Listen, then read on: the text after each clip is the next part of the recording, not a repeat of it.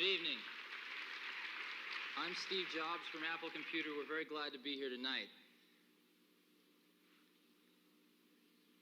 It is 1958. IBM passes up the chance to buy a young, fledgling company that has just invented a new technology called xerography. 2 years later, Xerox is born, and IBM has been kicking themselves ever since. It is 10 years later, the late 60s. Digital Equipment Corporation and others invent the minicomputer. IBM dismisses the minicomputer as too small to do serious computing and therefore unimportant to their business. DEC grows to become a multi-$100 million corporation before IBM finally enters the minicomputer market. It is now 10 years later, the late 70s. In 1977, Apple, a young, fledgling company on the West Coast, invents the Apple II, the first personal computer as we know it today. IBM dismisses the personal computer as too small to do serious computing and therefore unimportant to their business. The early 1980s, 1981. Apple II has become the world's most popular computer, and Apple has grown to a $300 million corporation, becoming the fastest growing company in American business history. With over 50 competitors vying for a share, IBM enters the personal computer market in November of 1981 with the IBM PC. 1983. Apple and IBM emerge as the industry's strongest competitors, each selling approximately $1 billion worth of personal computers in 1983. Each will invest greater than $50 million for research and development and another $50 million for television advertising alone in 1984, totaling almost $250 million combined. The shakeout is in full swing. The first major firm goes bankrupt, with others teetering on the brink. Total industry losses for 1983 outshadow even the combined profits of Apple and IBM for personal computers. It is now 1984. It appears IBM wants it all. Apple is perceived to be the only hope to offer IBM a run for its money. Dealers, initially welcoming IBM with open arms, now fear an IBM-dominated and controlled future. They are increasingly turning back to Apple as the only force that can ensure their future freedom. IBM wants it all and is aiming its guns on its last obstacle to industry control, Apple. Will Big Blue dominate the entire computer industry? The entire information age? Was George Orwell right? Today we celebrate the first glorious anniversary for the first time in all history, a garden of pure ideology, where each worker may bloom, secure from the pests of very contradictory thoughts. Communication of thoughts is more powerful a weapon than any fleet or army on earth. We are one people, with one will, one resolve, one cause. Our enemies shall talk themselves to death, and we will bury them with their own confusion. We shall prevail. On January 24th, Apple Computer will introduce Macintosh. And you'll see why 1984 won't be like 1984.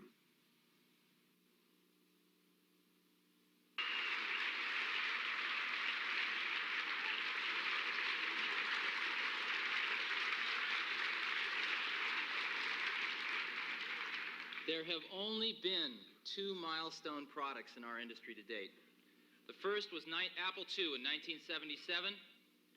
The second was the IBM PC in 1981. Come on. Let's be fair.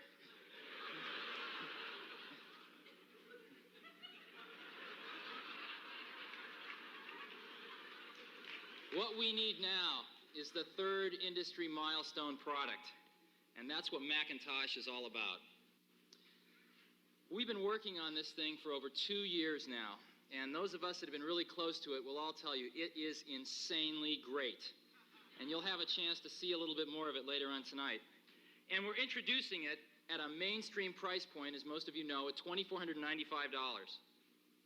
And what I want to do is run through some of the key milestones and key features of Macintosh very briefly, just in case you haven't heard all about them, and then we'll get into some more interesting stuff here. The first thing is that Macintosh uses Lisa technology. It's got the identical user interface of Lisa with its radical ease of use, its mice, windows, pull-down menus, point, click, cut, and paste.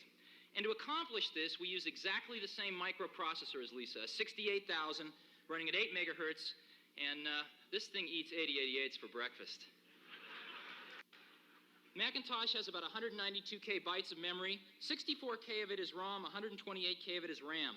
And inside the 64K bytes of ROM is contained the entire operating system, the entire graphics, foundation, and subsystem, and the entire user interface. All the windowing stuff, the menu stuff, the mouse stuff, all in ROM. Just like the 5.25-inch disc was a breakthrough in the 70s, we think the 3.5-inch disc is a breakthrough in the 80s. And we're storing 400K bytes of formatted information on one side of these floppies, which fit inside your shirt pocket. Macintosh has 2 built-in serial ports. These ports are RS-232 and RS-422. They go up to a megabit per second. And they also support a local interconnect scheme called AppleBus, which allows you to connect up to 32 of these products together at virtually no additional cost. Macintosh has 4-voice sound and speech built in. And it talks to you on an extremely high definition, super crisp, bitmap 9-inch black and white screen. It's really incredible, as many of you might have had a chance to see at the hands-on. We have one last hands-on at 9 o'clock tonight.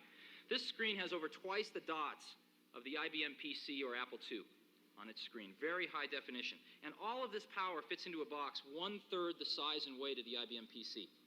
It's a truly transportable product. And in addition to that, there's a whole family of stuff that goes along with it. Image writer, printers, external disk drives, modems, carrying cases, and a sort of security kit so your Macintosh doesn't go anywhere without you. Now, you've seen some pictures of Macintosh in these slides. But what I'd like to do now is show you the Macintosh in person. And all of the images that you will be seeing will be generated by what's in that bag right there.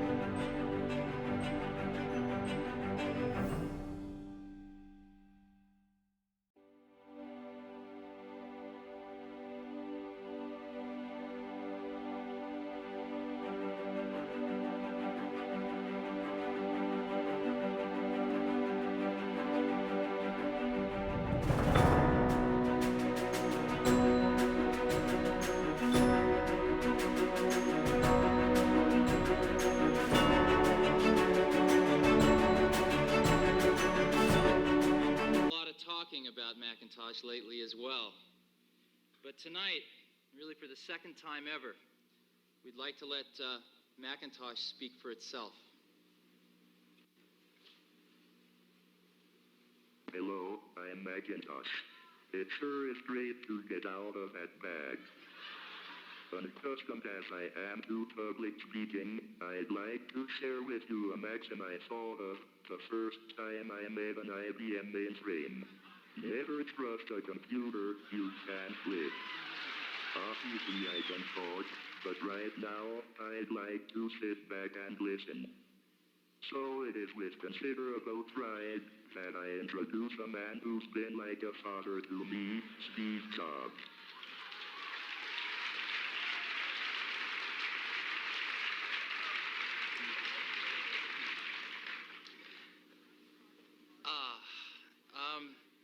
Macintosh is targeted at two primary markets.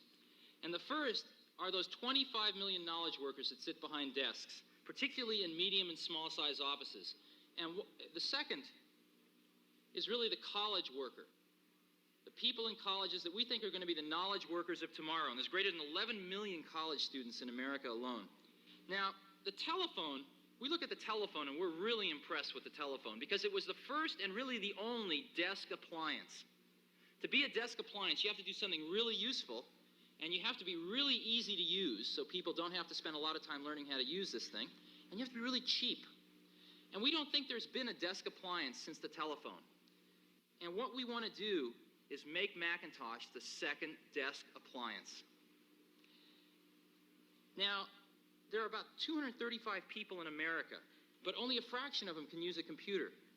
And the message that we have with Macintosh is that it's the computer for the rest of us.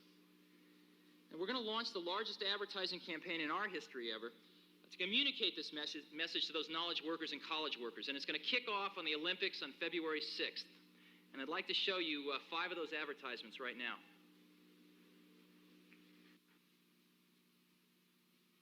It's more sophisticated, yet less complicated. It's more powerful, yet less cumbersome. It can store vast amounts of yesterday, or tell you what's in store for tomorrow. It can draw a picture, or it can draw conclusions. It's a personal computer from Apple, and it's as easy to use as this. Macintosh, the computer for the rest of us. Introducing Macintosh. It does all the things you'd expect a personal computer to do. It does a lot of things you wouldn't expect a personal computer to do. And it does some things no other computer has ever done before. Of course, to do all this, you will have to learn to do this. Macintosh, the computer for the rest of us. The real genius of Macintosh, Apple's newest personal computer, isn't its 32-bit microprocessor, or that it captures the power of a mainframe on a board 10 by 10 inches, or even that it costs half as much as computers half as powerful. The real genius of Macintosh is that you don't have to be a genius to use it. Macintosh, the computer for the rest of us. You're about to see a few people learn to use the newest, most advanced business computer in the world.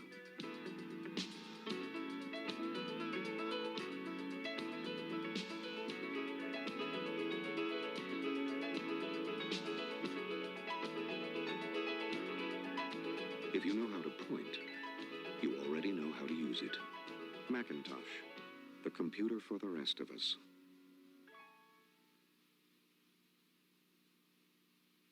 This is a highly sophisticated office computer, and to use it, all you have to do is learn this. This is Macintosh from Apple, also a highly sophisticated office computer, and to use it, all you have to do is learn this.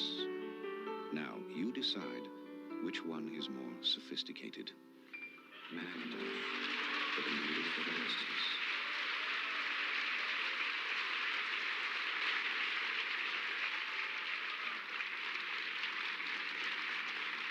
So if you watch the Winter Olympics, you'll be seeing those about 2 to 3 times a night. Now, you know that over 70% of all the computers used in education are Apples? And that makes us feel really good because we care a lot about that. And it's a great leverage point for the Apple II as well. And most of them are, of course, in kindergarten through 12th grades because that's where most of the schools are, and those schools have bought computers faster than the colleges. But a year ago, we went in search of about half a dozen colleges and universities throughout America that would be using a large number of personal computers in 1984, and large meant greater than 1,000. And we didn't find a half a dozen. We found 24 major colleges and universities. And we announced this last Tuesday the Apple University Consortium, which is formed of those 24 colleges and universities. All the 7 Ivy League schools are a part of this. They have placed over $50 million worth of orders today for Macintoshes. And they're going to be doing courseware development, leading the way really for over 3,000 schools in this country. And they're telling us that Macintosh is the ideal college computer. So we think you're going to see lots of Macintoshes on college campuses. And here's a list of them: Stanford, Harvard, Yale, Princeton, Dartmouth, Brown, on and on. I think you're going to be seeing a lot of Macintoshes on campuses. Now, when we designed the Apple II, we designed it in a garage. But what most people don't know is we designed it to be built in a garage. And we figure if we ever made 50 of them a month, we'd be doing well. And we surpassed that goal this last December by over 2,000. We shipped over 100,000 Apple IIs in December. But what we wanted to do with Macintosh was make it the first personal computer that was designed from the start to be built in the millions. There's never been a personal computer that you could say this about. We are currently making over 500 Macintoshes a day in this factory. And we will be ramping up to 1 every 27 seconds within the next few months. Now, Macintosh was developed by a small team of people, less than 100, and you're going to have a chance to meet and ask several of them some questions tonight. And this group of people, they're more like artists than they are engineers. They're not really interested in careers. What they're interested in is doing something insanely great and then getting it out into the world to leverage their energy. And they were able to leverage the resources of a billion-dollar company in developing Macintosh. And I've never in my life had the privilege of working with such a fine group of people. And we think, Macintosh has changed our lives working with it over the last few years. And we think it's going to change the lives of millions of people that buy them. Macintosh, as you know, was probably one of the worst-kept secrets in the world. But one of the best-kept secrets was that we didn't just introduce one standalone product again. We introduced a family of 4 new 32-bit products this week. And we introduced Lisa a year ago, and it clearly captured the imagination and set the technical direction of the industry. It didn't capture as many desks as we wanted to. But it's clear that everyone's running in the direction of mice and windows and icons, and you've seen Vision, and you're seeing sort of the early part of MS Windows, and even a rumored IBM windowing package. But what we introduced, in addition to Macintosh, were 3 new Lisas. And the first one was Lisa 2. It has a 0.5 megabyte of RAM and a 3.5-inch disk, totally compatible with Macintosh. And we introduced it at $3,495, just $1,000 more than Macintosh. The second Lisa is Lisa 2.5. It added a 5 megabyte profile Winchester disk drive, and that was only $1,000 more again, $4,495.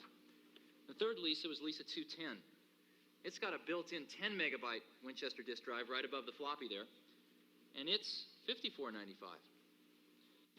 Now, all the Lisas we switched over to use the 3.5-inch floppy disk drive. We feel so strongly that it's the drive of the 80s. And it's totally compatible with Mac, and we're doing something for all the existing Lisa 1 owners. We are upgrading their Lisa 1 to a Lisa 2.5. That means changing the 3.5-inch disk drives, or changing the 5 1/4s for 3.5s, and giving them a new front bezel and some new software. And that upgrade's entirely free for all existing owners. So as we move forward with the second iteration of this technology, we absolutely don't want to penalize those pioneers. And so we're just pulling them right along with us at no additional cost. But the other neat thing about all the 3 new Lisas and all the Lisa 1s is that they're 100% Macintosh software compatible. We pulled it off. And together, these 4 workstations are the foundation of what we're calling the Apple 32 Supermicros. It's a family of compatible products based on Lisa technology and 32-bit architecture. And if you look at the 4 workstations, they now span a pretty wide range of price and performance, all the way from the key building block, which is Macintosh at $24.95, to sort of the flagship in performance, which is Lisa 210 at $54.95. Now, let me tell you a few other things in addition to workstations which are going to form the basis of this Supermicros family. The first thing is Apple Bus. Now, as you all know, local area networks, the whole area of local area networking is a joke right now. Ethernet never really took off. IBM's been promising the world a local area network now for 2 years and hasn't announced anything. And the last thing the world needs is another local area network. So what we're going to do is simply wait until those standards emerge and connect to those standards. But while those standards are emerging, people still want to hook things together, yet they don't want to pay $1,000 per computer to hook them onto some sort of network. And so what we've done is we have built in Apple Bus to every single Lisa 1, Lisa 2s, and Macintosh. It's built in. It operates at 230 kilobits per second, and it operates up to 1,000 feet. And for about $25 per computer retail, you'll be able to buy a little box that screws on the back that simply has a little transformer and a few connectors in it, and hook up to 32 Macintoshes, Lisas, and peripherals together for virtually free. And we think that this will be a really good idea for the next 24 months until the networking really shakes out. Sort of think of it as freenet. The next thing that we need to do is we need to print out these amazing graphics that we can create. And we have the Image Writer printer, which we think is a pretty much of a breakthrough in terms of the price to do this. It sells for $595, and when you buy it with a Macintosh, it's $495. But something we're really excited about is higher resolution dot printing. And before the end of 1984, we will introduce a breakthrough in laser xerographic printing for under $5,000. And we're working very hard on that, and I think when you see the results, you'll be really happy. Next thing that we need is we need to talk to these big blue mainframes. And to do that, we've got a little box called the Apple Line box for about $1,000. It's available now, and it hooks up to any Macintosh or Lisa and talks full 3278 datacom with any IBM mainframe, does it as well or better than an IBM PC. This fall, you'll see small file servers in the 10 to 20 megabyte class that hook up to Apple Bus, and a shared Winchester that you can share among a bunch of Macintoshes and Lisas. It'll be very, very inexpensive. And then something that we'll hope to get out late this year or early next year is a Unix server. And we think Unix is a pretty lousy operating system to put inside a workstation. It's old technology and it's really big and you need a Winchester, so you can never make the workstations cheap. But we think it's a great operating system when you're in a multi-user environment.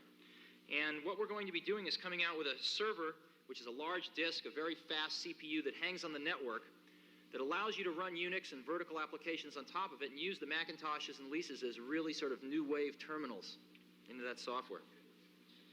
Now, we thought long and hard about whether we should come out with an IBM PC compatible.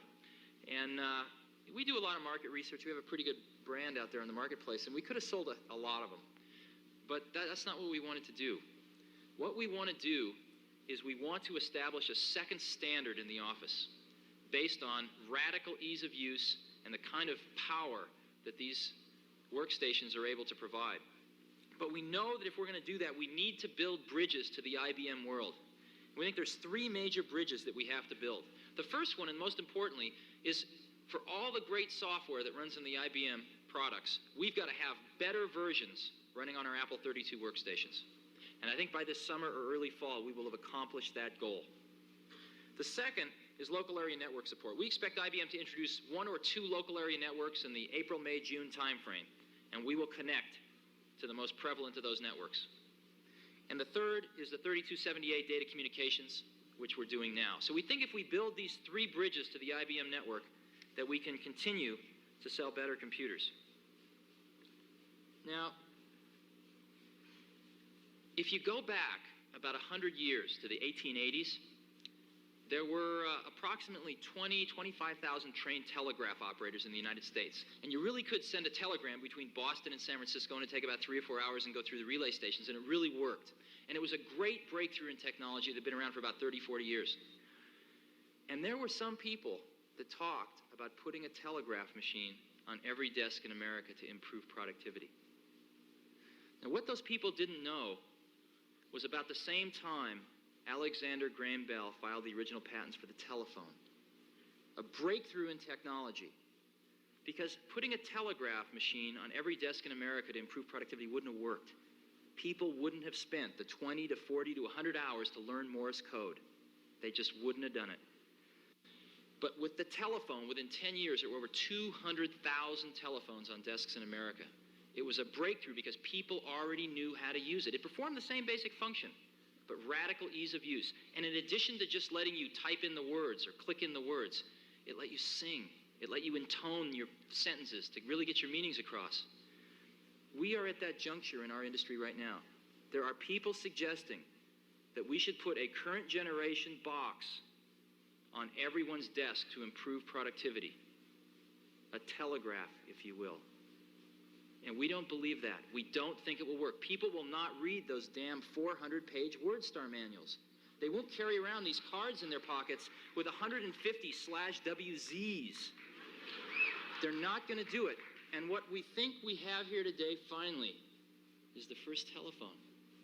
And in addition to letting you do the old spreadsheets and word processing, it lets you sing. It lets you make pictures. It lets you make diagrams where you can cut them and paste them into your documents. It lets you put that sentence in bold Helvetica or Old English, if that's the way you want to express yourself. What we think we've done is we've gotten us back on the track of letting us bring this technology not just to people that haven't hooked up to these big blue boxes in Fortune 500 corporations. Sure, we want to sell our products to those people. But what we're really doing, the reason we're doing what we're doing, is because we want to bring this to tens of millions of people. And never before has the time been riper. And never before, with our radically easier to use 32-bit technology, have we been closer to doing just that.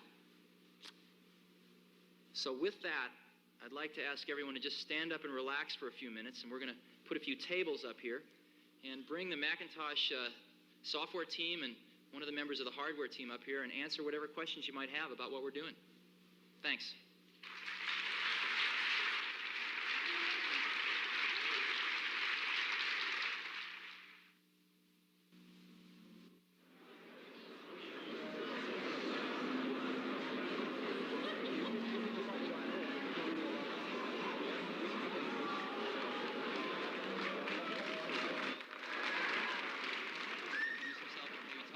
The piece that they did, starting with my right, your left, I guess. Yeah. My name's Steve Capps, and I worked a little bit on the ROM, and I helped Bruce Horn with the Finder. My name's Andy Hertzfeld, and I worked on a lot of the system software for Macintosh. My name's Randy Wigginton, and I wrote the word processor. My name's Bill Atkinson. I did the QuickDraw graphics primitives and the Mac Paint application. I'm Bruce Horn, and I worked on the ROM little and on the Finder with Steve Capps. My name is Burrell Smith, and I designed the digital logic board for Macintosh. I'm Owen Densmore, and I did the printing. My name is Rony Sebok, and I wrote the mouse lesson that you get on your Mac guide and the font mover.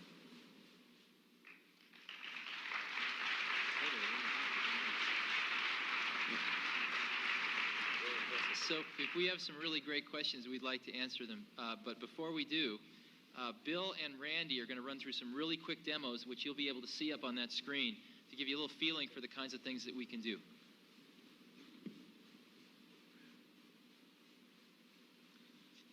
I'm going to show you the Mac Paint graphics editor that runs on Macintosh and lets you edit images.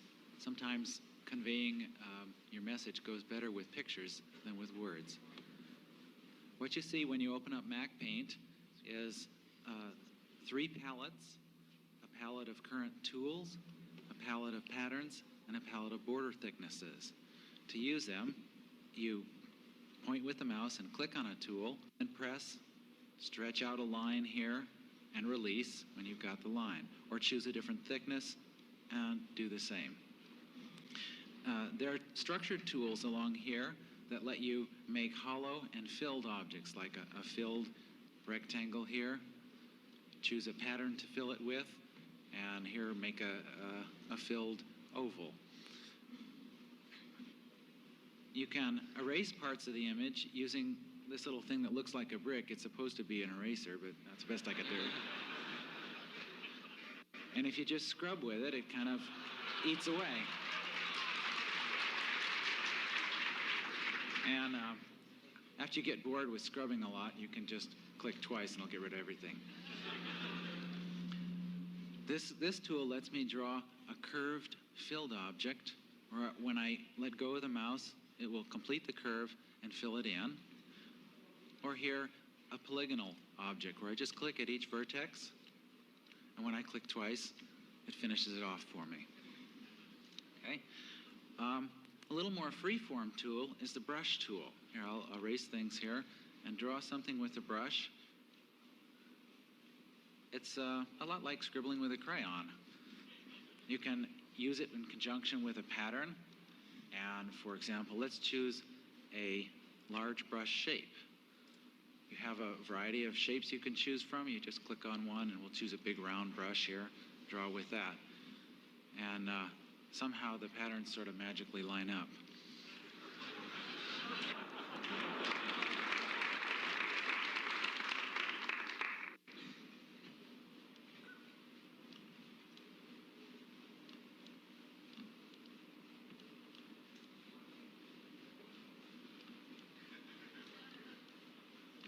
I'm a little nervous, so I'm not too good with a mouse. Okay. The next tool here is a spray can, and it lets me do smooth shading. I can kind of gradually shade in something, and the longer I spray, the darker it gets. For example,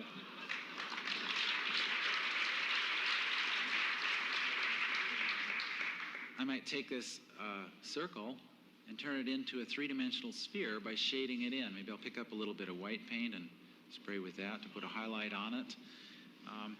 And I can even control individual pixels. I can point at a dot and turn it on or off, and you have to kind of squint a bit, or you can go into fat bits, which lets you see a magnified view, and then it's easy for me to turn on off bits.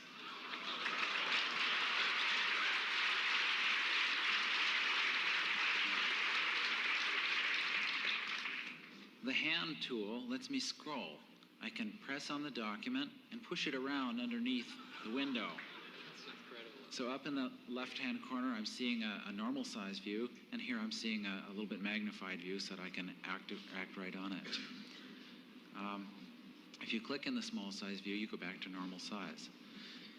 If you have edges on your document, you can fill in areas using the paint bucket. Some people say it looks like a cap or graduation cap, but it's supposed to be a paint bucket pouring paint out the tip of it.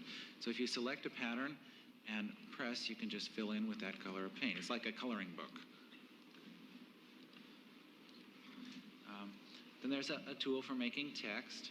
You can point someplace and type. That's the first time I touched the keyboard. And I'm not a very good typer. Change the sizes and the emphasis things, etc. The next two tools at the top allow you to work on a portion of the image. The rectangle selector here says, I want to grab this rectangular chunk of the image. And you see little marching ants around it to help you distinguish what's selected. When you point inside the selection, you can pull on it and it'll come with you. If you hold down the Option key, then as you do so, it leaves behind the old one, so you can peel off a copy easily.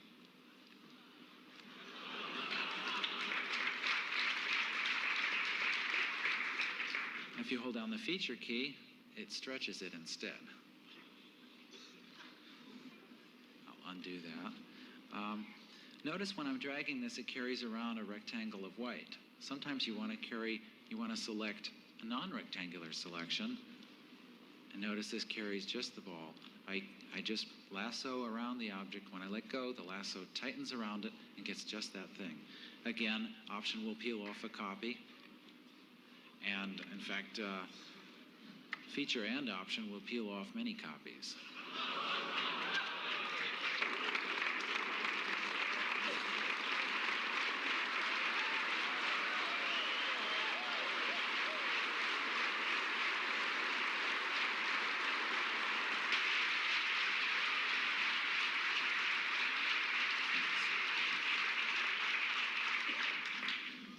if I select a portion image, I can also do edit commands on it. I can say to rotate that on its side, and that helps me when I want to put a label on the side of something. Or I can say to select a portion of the image and say flip that horizontally, or flip it vertically, or invert it. Many different transforms that I want to do onto the image. So far we've been working on one portion of the page. About a third of it is, well, you can see it on the screen, though you're dealing with a whole printer full, an 8 by 10 page. When you say show page, it'll show you the entire page, and it shows a rectangle that shows what portion you're looking at now. I can pull that rectangle down to another portion of the page to scroll to there and say, that's the portion I want to work on. And I prepared an image ahead of time, a little fish, and I'll select that with the lasso and copy that into the clipboard. This lets me take it between different documents. I can now paste that into another MacPaint document, or I'm going to quit MacPaint, and we'll even paste this into a word processing document. Randy Wigginton is now going to show us the MacWrite word processor.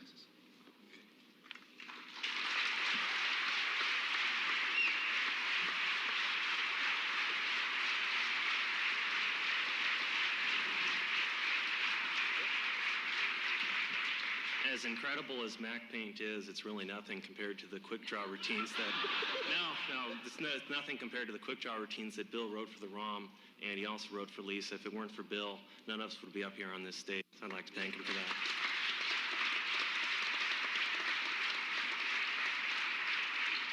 I thought you were going to say compared to MacWrite. No. No, it's a lot more interesting than a word processor. The whole thrust behind Mac is to make everything easy to use and very visually oriented. As Steve said, we didn't want you to remember a lot of escape/command Z's or anything like that. The whole idea is that whatever you see on the screen is what you're going to get on the printed page, and we wanted things to be simple and easy to use. With MacWrite, even though there's a lot of features, they're all very easy to use. For example, to type, all you do is you simply point the mouse somewhere, you click, and you start typing. Now you type. No great feat. You can also, however, go up and change the style. I'm going to type some underlined text.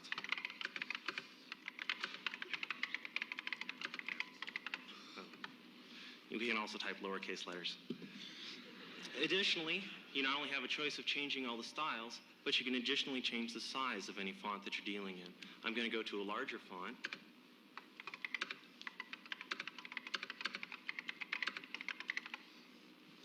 Additionally, we have a large choice of fonts.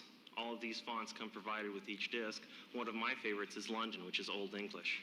This is wonderful for writing letters to Mom. Sure, really thinks you're getting a classic education this way. Another font that is one of my favorites is the one called San Francisco. This is used for Apple's new program called Cons Can't Wait.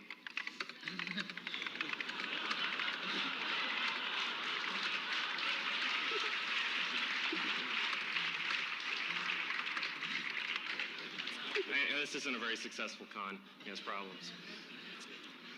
You'll notice here that we have a document that was formatted with left and right margins.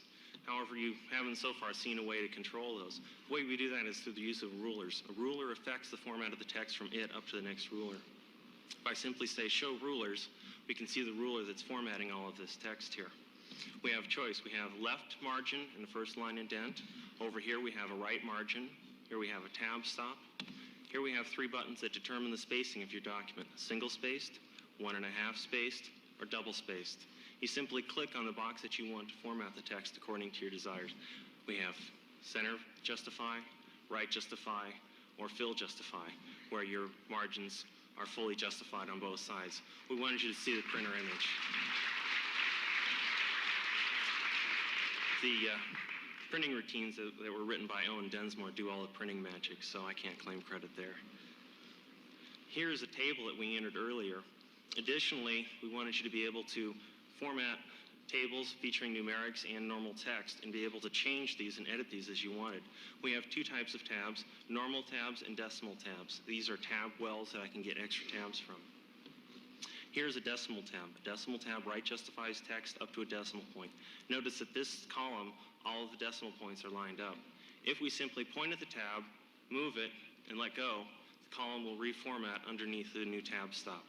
Move it back. This is pretty useful for formatting tables and things like that. Well, earlier, Bill made a picture, and a picture's worth 1,000 words, and we thought we wanted to be able to handle that. So if you simply point and click, we can go ahead and paste, and the picture will now appear in the middle of your word processor document. This is pretty useful for illustrations and graphs and things like that. If you click on it, you can form a box around that. You can move the picture around. You can make your picture real small, make it real large. Fish is still ugly. We'll just make it look like a sardine. And one feature I forgot to cover was if you wish to replace some text. For example, I wish to have this letter written to trout rather than squid. You simply select the text you want to type in, and you type the replacement. Nothing else to remember. You can also go back and change any fonts anytime you want. We can select all of this. Let's put all of that in the San Francisco font. That's my favorite. And we can also make it all large. We can underline it. If you make a mistake at any time, no matter what you've done, you can always go back to the edit menu and select undo. And we'll tell you what you're undoing, and we'll go back to the way it was before. If, for example, you had a lot of this selected, and as happens sometimes, your cat jumps on the keyboard and types that, you simply go up and you say undo, and you're back to where you were. We wanted to make it pretty forgiving so that you wouldn't curse at me later. Okay, thank you.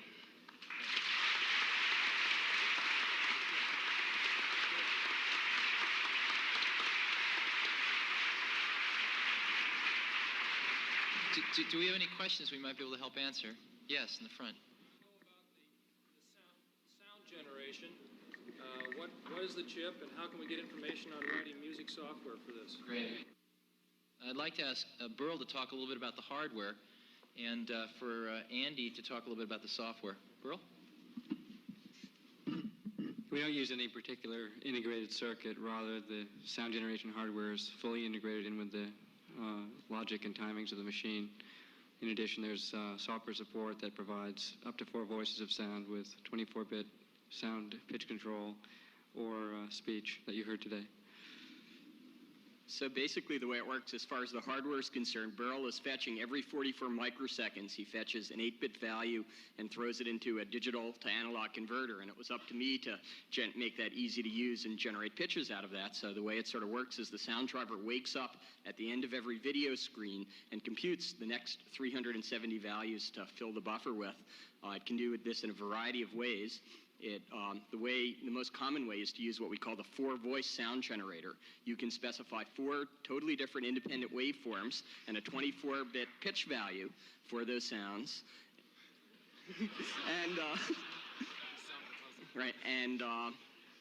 It will generate 4 simultaneous tones to do music type stuff. Of course, that isn't enough to do. That's great for doing periodic type sounds like music.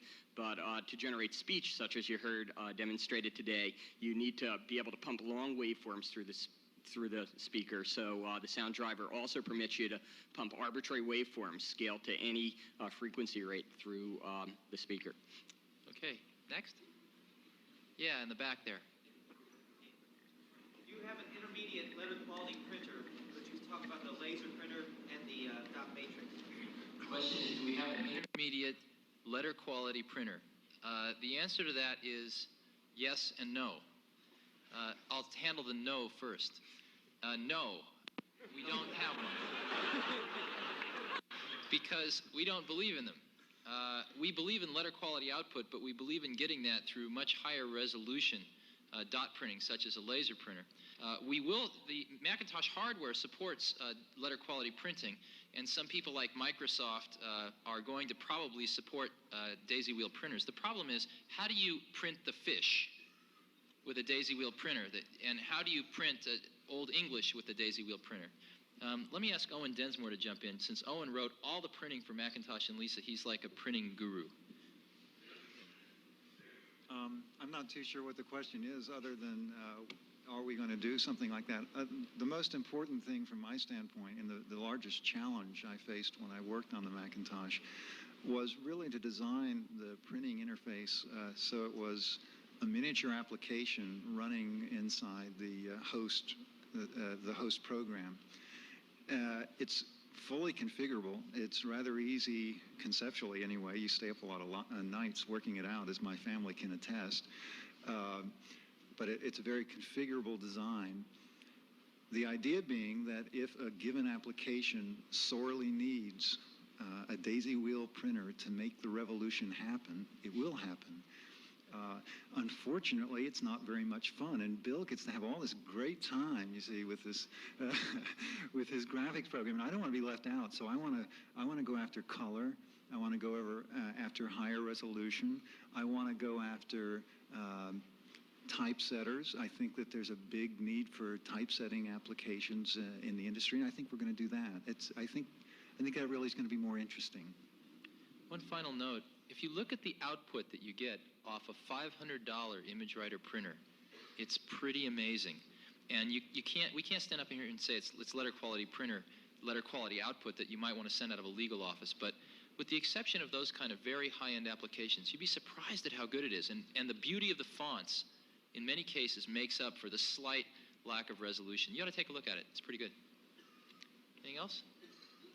Yes. Do you have any information on the new assembler for it that'll be available like in the third quarter? The question was, do we have any information on a new assembler that'll be available for the quarter? I guess come grab one of us after the meeting and try to fill you in on all that stuff. Yes. What about communication with existing 8-bit software and 8-bit programs to interface them with using MacWrite, for instance, actually in both directions? How will it accept like an ASCII file? Randy? The terminal emulation program is coming from Apple in the very near future. That will allow you to bring files over. Of course, they won't have the formatting information since no one else does that right now. Yes.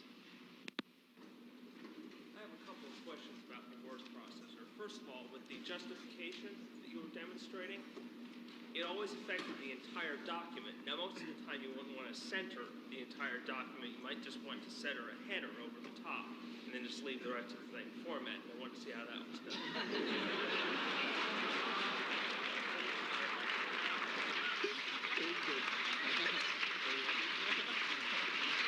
Do you have any other questions? Trout with squid, which was very conveniently also 5 letters. What if you wanted to change it to halibut or... Oh, these are hard questions. You can do whatever you like. Okay, any other questions? Yes, over there on the right.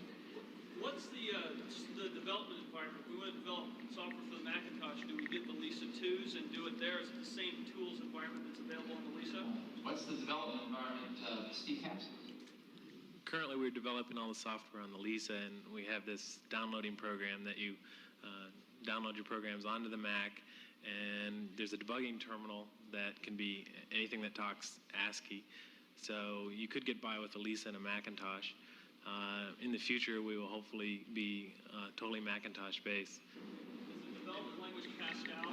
Do you have We have Pascal and 68,000 assembly language. We have versions of C up on the Macintosh. I'm not sure when they'll be available. Yeah. Yes. Earlier you mentioned how you were not going to abandon the Lisa 1 pioneers.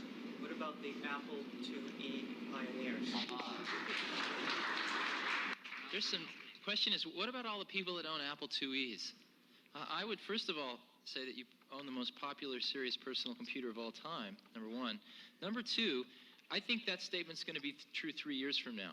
See, the real interesting question is, when will we sell more of these in a quarter or in a month than we do Apple IIes or follow-on Apple II products? And I don't think that's going to be 1984, and I don't think it's going to be 1985.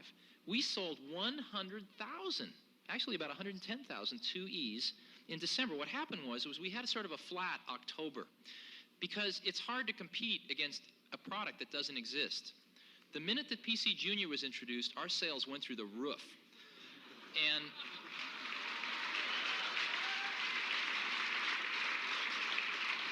And I think you're going to see an incredible commitment to the Apple II on the part of ourselves and that third-party community. We're spending as much R&D on the Apple II family as we are on the Apple 32-bit family. And as you've seen, we have the mouse on the Apple II. It actually runs pull-down menus in a sort of simplified version of Paint that Bill helped someone else do. And you're going to see a lot of stuff on the II. You're going to see some very exciting things in 1984 on the II because we're really committed to that product. Yeah. A matter of fact, there's someone here tonight that we might want to bring up here that had a lot to do with the Apple II. Woz?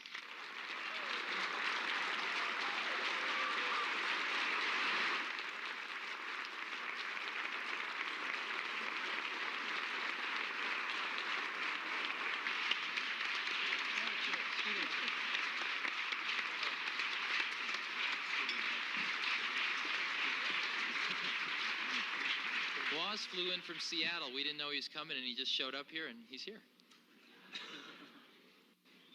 Any other questions? Yes. Do we have a spreadsheet program for Mac? Microsoft has announced a multi-plan for Macintosh, and it's in the stores now. And Lotus has announced 1, 2, 3 for Macintosh, and it's in their development labs now. Yes. What about the availability for other things from Apple? You've mentioned, 27 computers every second, or 1 computer every 27 seconds. When are we going to get software? The question was, when are you going to get software? Mac terminal, logo, timer editor, other things from Apple. As you know, the word processor and Paint are available now. We are rolling out the terminal program, I believe, in February, Mac Terminal. Mac Pascal is, I believe, March. Mac Logo, I think, is slipped. We've got a version of BASIC, which is really hot, that we've also slipped on probably in the May, June timeframe at the latest, although Microsoft's version of BASIC is going to be on the shelves within 30 days. Oh, it's available now. Oh, great. Great. Better. Any from the real back? Yeah, just stand up because we can't see you. See color in a monitor in the near future? Yeah. And secondly, do you see a 3.5-inch diskette as a handicap in a 5-inch world? Okay. The first question was, do we see a 3.5-inch diskette as a handicap? Clearly, we do not. We're storing, as we said, 400K bytes of information on one side of the diskette. You can throw these things, you can take them, and I would never do that with a 5.25-inch floppy, and I bet that diskette will still work. They're really tightly protected. They don't need these ridiculous jackets. They're very high capacity, and they're very reliable, and will allow us to build smaller and smaller products in the future. So we're really happy with that decision, so happy that we converted all of the leases over to it. And you can expect that all future 32-bit products from Apple will use that technology for floppy diskette storage. On the color side, we had a very interesting challenge and a choice. We knew how to do low-resolution color, which is the kind that you can get on current-generation personal computers.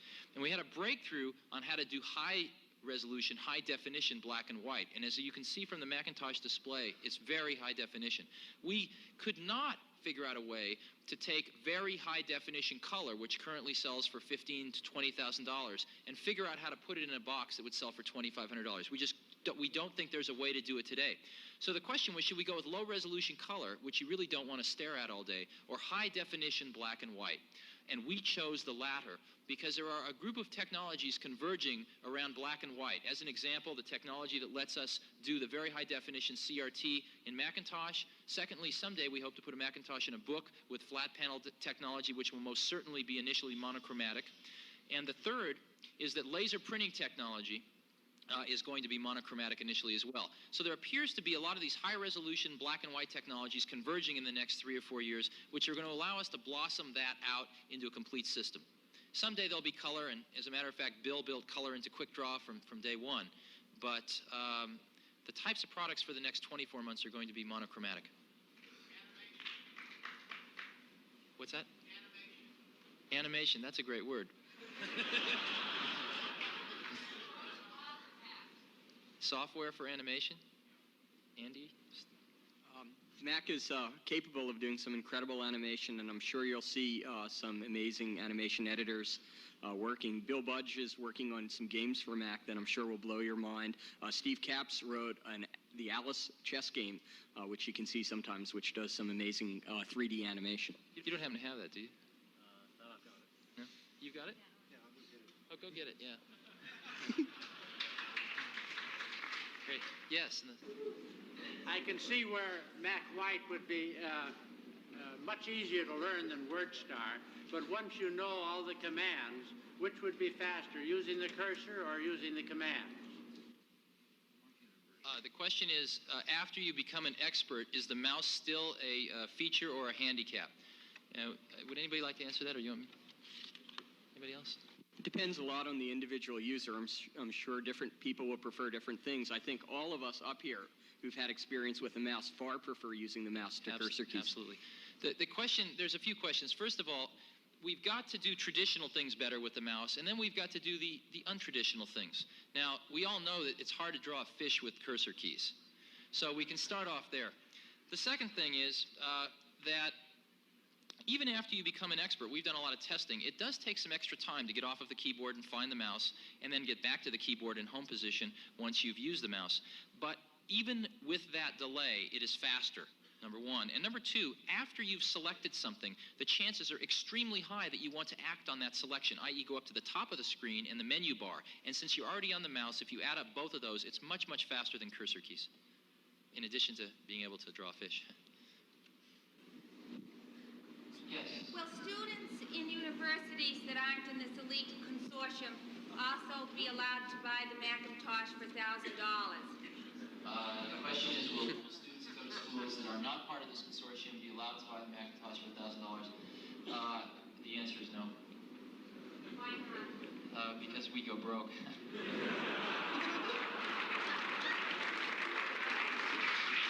We are currently trying to broaden that program out to probably a larger number of schools in a second-generation program.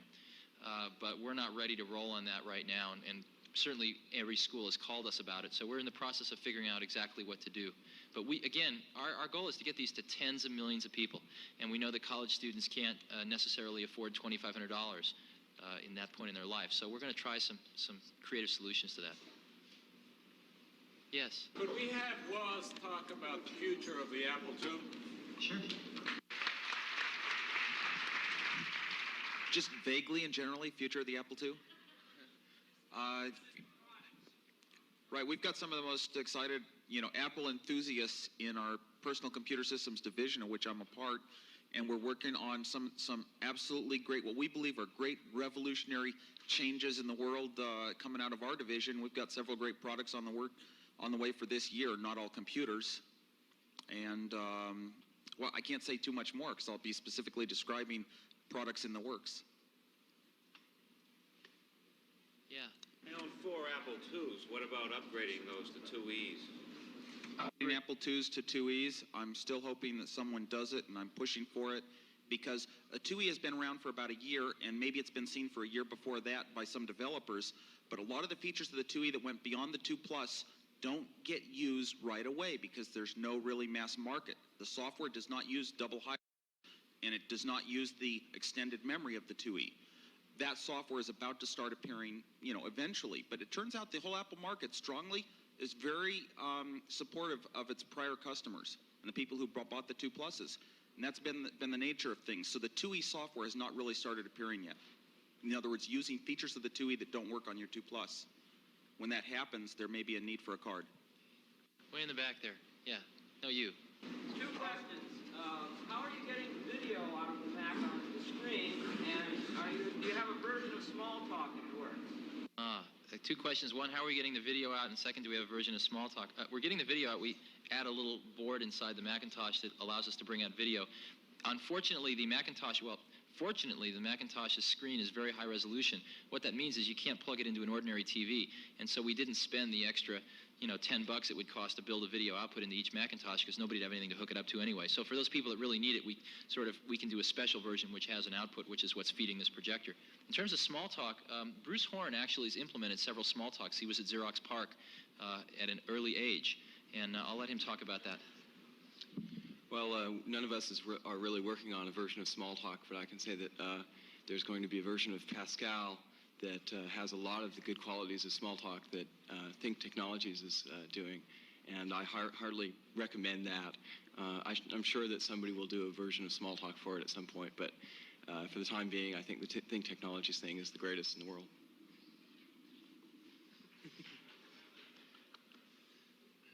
Yes, the one I missed before. Right, you, quick stand up. No, not, see, you missed it again. Your Apple III family, which is sort of fallen by the wayside, it seems. Is there going to be a 2E emulation mode for the 3? Is there going to be continued support for the 3? What's going to happen? Is there going to be continued support for the Apple III? Is that what you were calling you? I knew that was your question.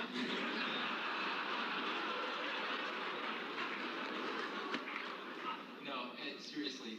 We're shipping about 2,500 Apple IIIs a month, and 80% of those are going to people that already own Apple IIIs, which means two things. One, the 3 is a pretty niche product, and two, people are really happy with them. So we anticipate making 3s until the cows come home.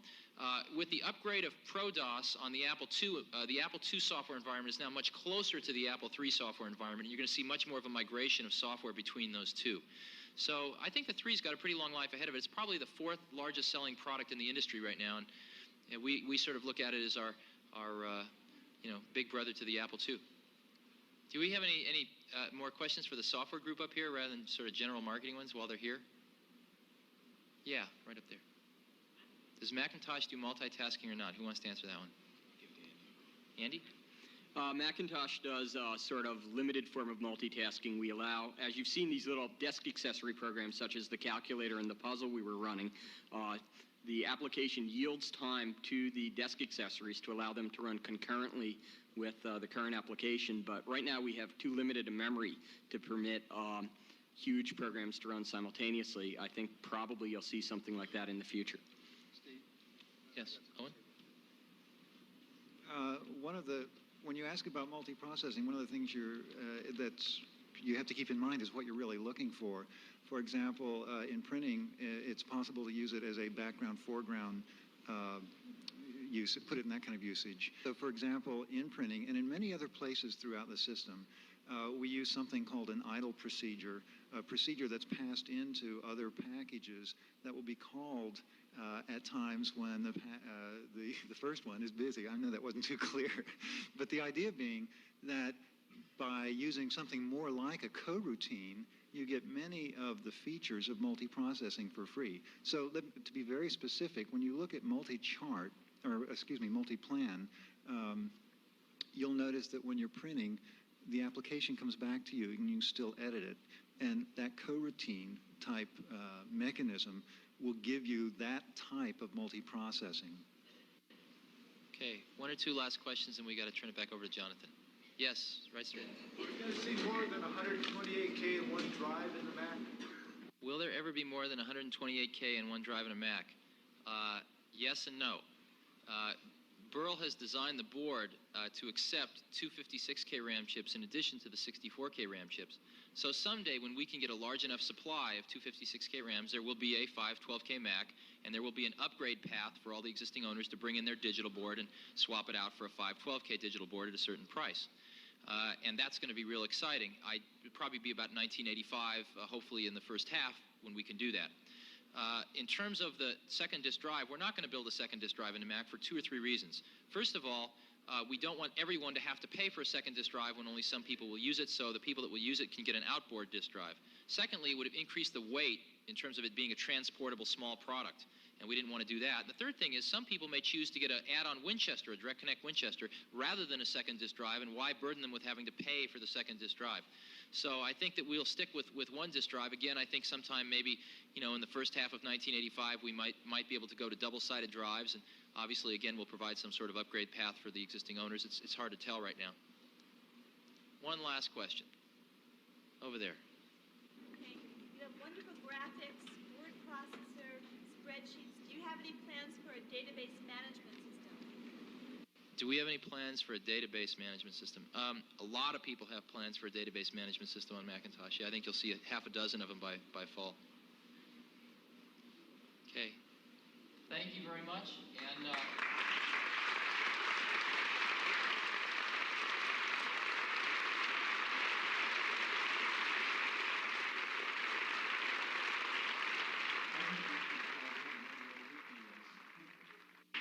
remember that when you use a Macintosh, these are the people that did it.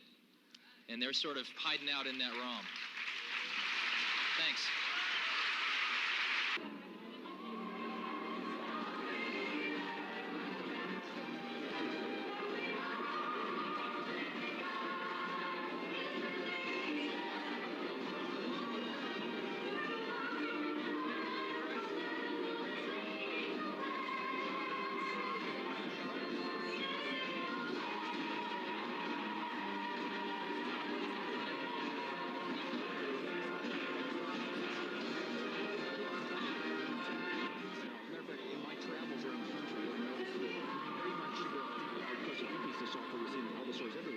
Surprised. I come out here and I notice, different pieces of software, just different brands than I'll see on the West Coast. So it's obvious to me that the marketing of software is generally regional for a lot of stuff.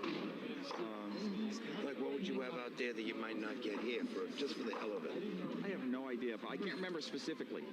How can I remember? Because I go through so many hundreds of pieces of software. Also, but it's just in my travels out here. It's usually I'm surprised because it's different, similar pieces, but I never even heard of them, which surprises me. And also, and yet they are in the duplicates, and they're just not in the, and I haunt the stores back there. Where are your most excited users? In which part of the country? Most excited? They're actually everywhere, and generally you can be out in some of the most just rural, areas of Kansas, and you discover there's a huge Apple following out there. We're in Silicon Valley, and it seems to go up and down. It almost depends which group you're in with and which stores they haunt. Do you do a lot of traveling for Apple now? No, matter of fact, I do a ton of traveling, but it's all for myself because I feel that we sprung from a bunch of people who got together like this and shared, I need this, what kind of hardware's around, and it's good. So I go about maybe once a month on the average for the last few years. I go anywhere in the country to clubs that invite me to speak and shows and all, and I just tell them a lot of the stories of how we got started and where we stand, and I answer all questions, and I do it at my own expense because I don't really want to feel like I'm being paid to tell a story exactly the way Apple's public relations department wants it told. I just tell it the way it is. Can you tell us anything about that Rana 8088 that you're that's coming out? I can't talk much about that. No. It's I'm looking forward to it, but I really do see the 68000 as my personal interest in growth paths and not the 8088 or 8086. Matter of fact, I was instrumental in taking a hard line against the 8086 for our Lisa machine before the 68000 came out when we were trying to decide which processor. And I was proposing some bit slice arrangements of my own, and we didn't go too far on that before the 68000 was much more, it was there and it was much better. Will it be possible, since the motherboard of the 2E has got room, to be able to put a 68000 chip and utilize and update Apple IIe that way?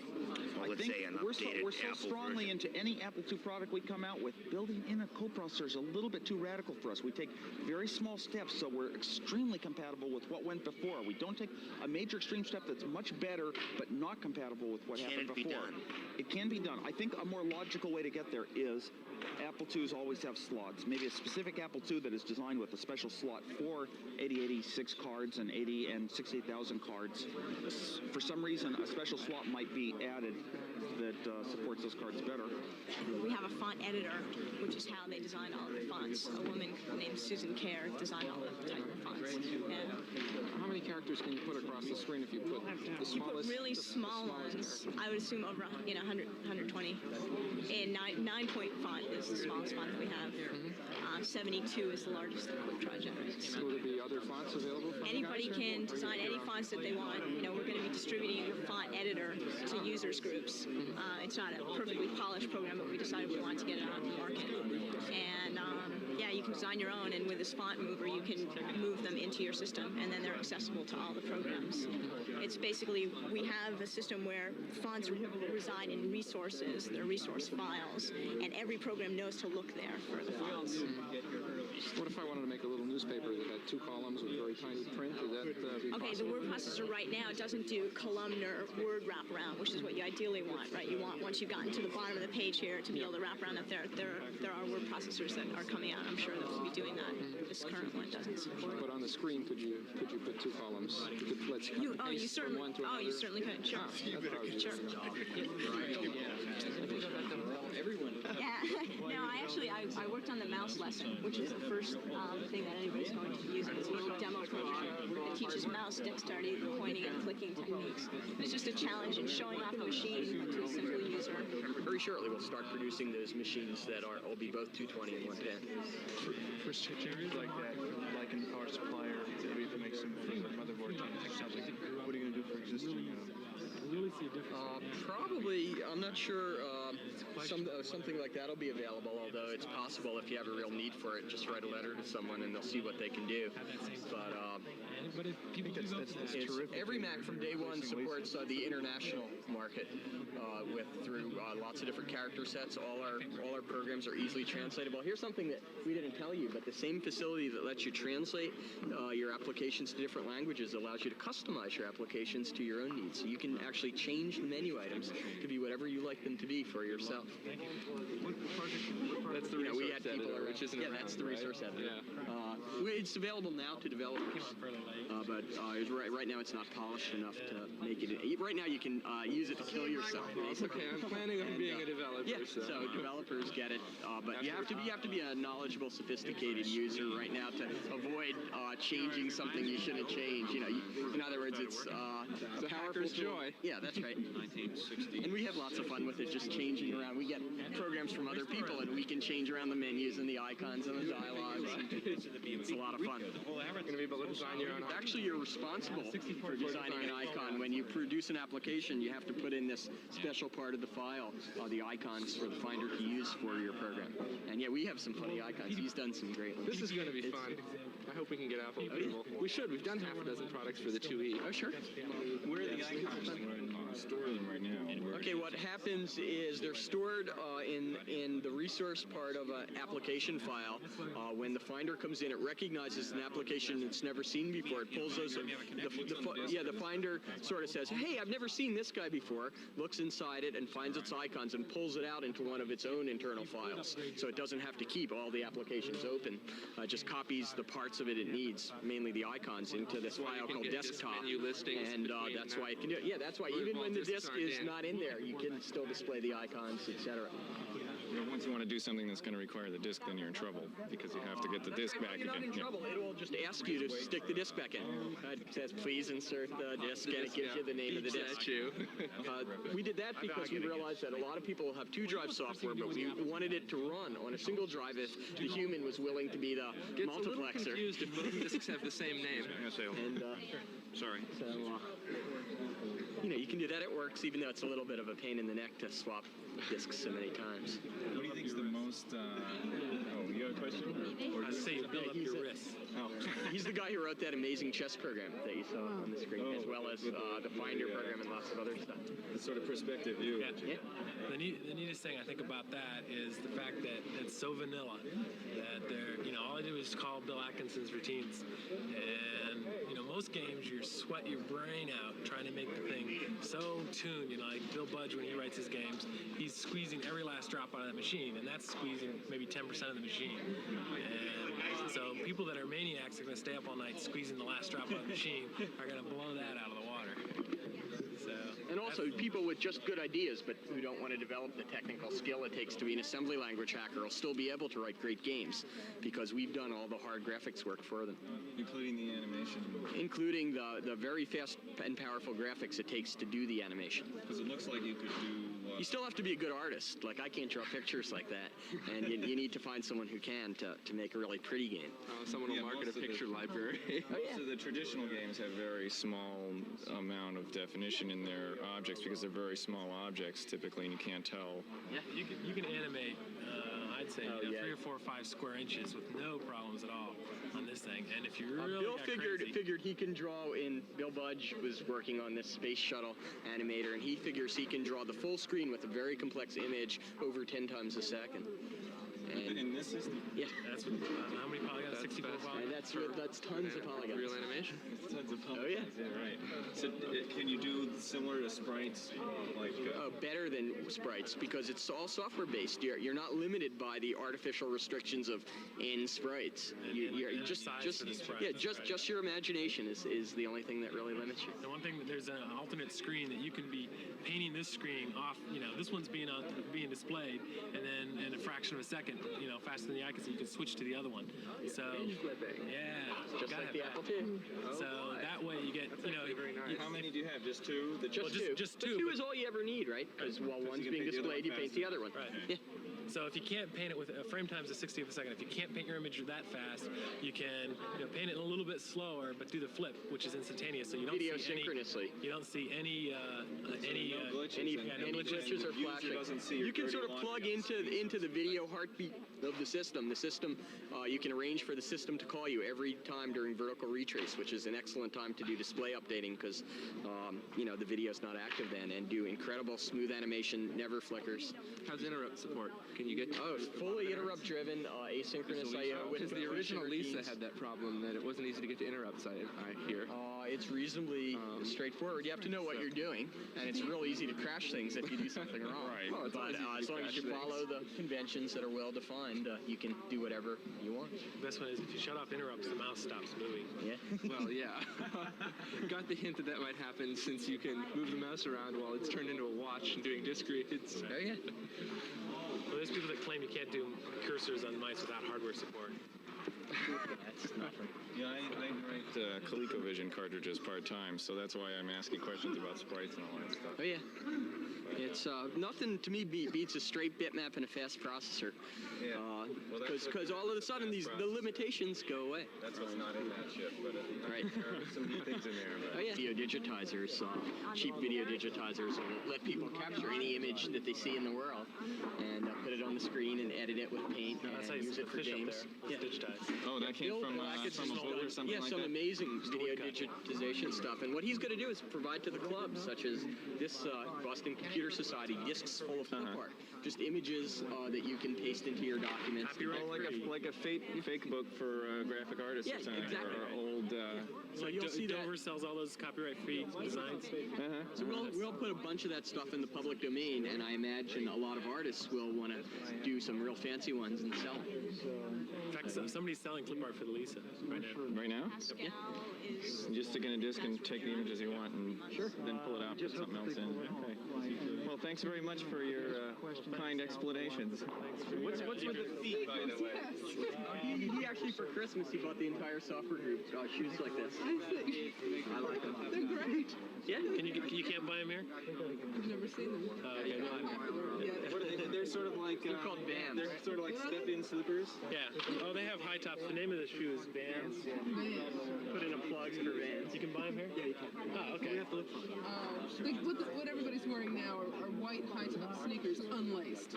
Oh, really? Yeah. If they fall off? No, I guess not. No, they have them very carefully. Well, no, they're laced, but they're not tied tightly. Oh, okay, I see. They're very carefully, very artistically placed. All right, They're untied. God, we're behind. I know, we got to start a new trend here.